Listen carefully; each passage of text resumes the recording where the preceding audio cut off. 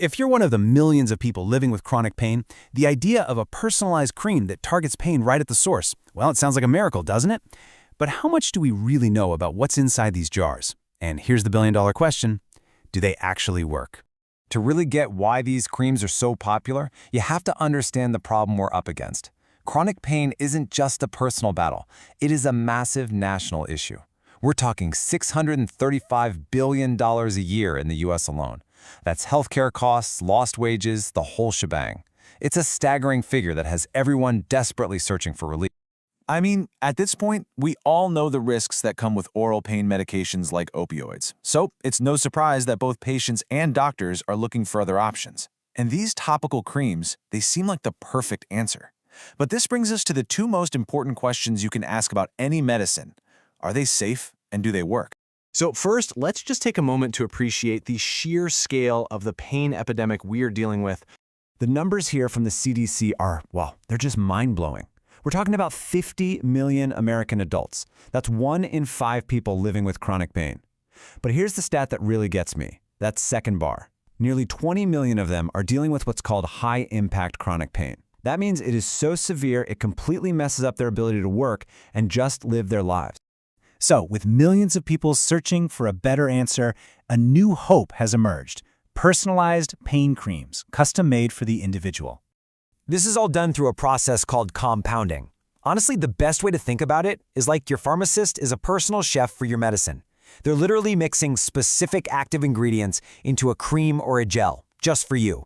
The whole idea is that you're getting a bespoke solution for your unique pain. And you can immediately see why this is so appealing, right? You get a customized formula, you apply it exactly where it hurts, and you might get to dodge all those full-body systemic side effects that come with pills. For patients who can't tolerate standard drugs, it seems like a total game changer. But here is where the story starts to get complicated.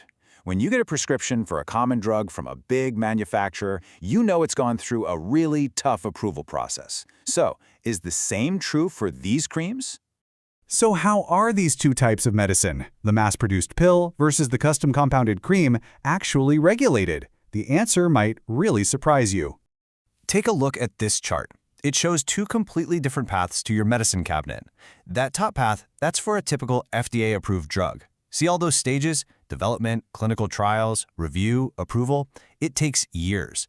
Now look at the bottom path. That's for a compounded drug. It's a straight line from the pharmacy to the patient.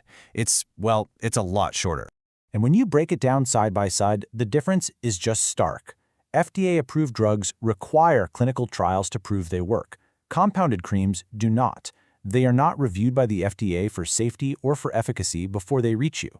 Now, this system was originally for really specific needs, like taking a dye out of an already approved pill for a patient who's allergic.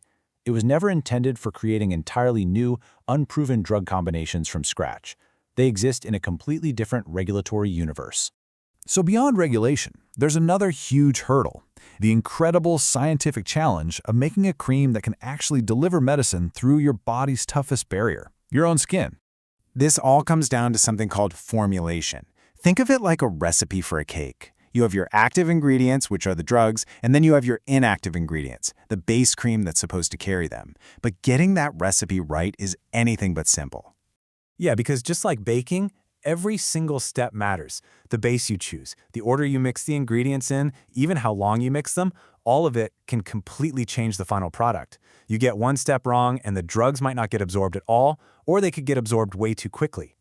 As the experts who wrote this report put it, creating an effective cream with multiple drugs isn't just about following a recipe. It requires a deep understanding of chemistry. They call it a difficult balance of both art and science. And it gets even harder when you're mixing multiple active drugs, which is super common in these pain creams. A base that works perfectly for one ingredient might completely block another. For example, a base with a certain pH might help the drug ketamine get absorbed, but it could make another drug like amitriptyline virtually useless in that exact same cream. Okay, so we have a product that promises personalization, but it lacks FDA oversight, and it faces these huge scientific hurdles. All of this brings us back to our big question. What does the actual scientific evidence say about whether these creams work? To find out, the report's authors conducted this massive search of all the scientific literature, starting with over 9,000 articles. But just watch what happens as they filter for relevance and quality. That huge number just evaporates. For many of the most popular ingredients, they were left with just a handful of studies, and sometimes none at all. And when you look at the actual findings for specific ingredients, a very clear and honestly disturbing pattern emerges. For ingredient after ingredient commonly used in these creams, the conclusion was the same. For the muscle relaxant baclofen, no relevant clinical trials.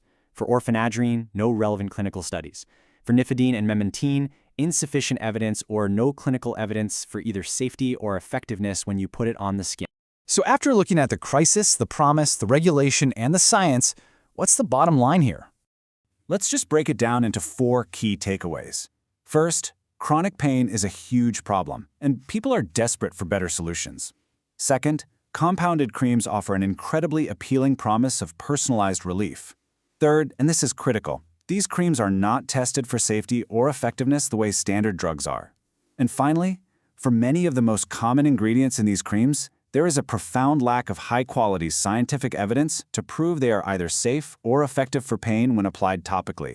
And that leaves us with this final, really challenging question. When you weigh the powerful promise of a treatment made just for you against the deep uncertainty of the scientific evidence, which side does the scale tip to? That is the medical mystery at the very heart of compounded pain creams.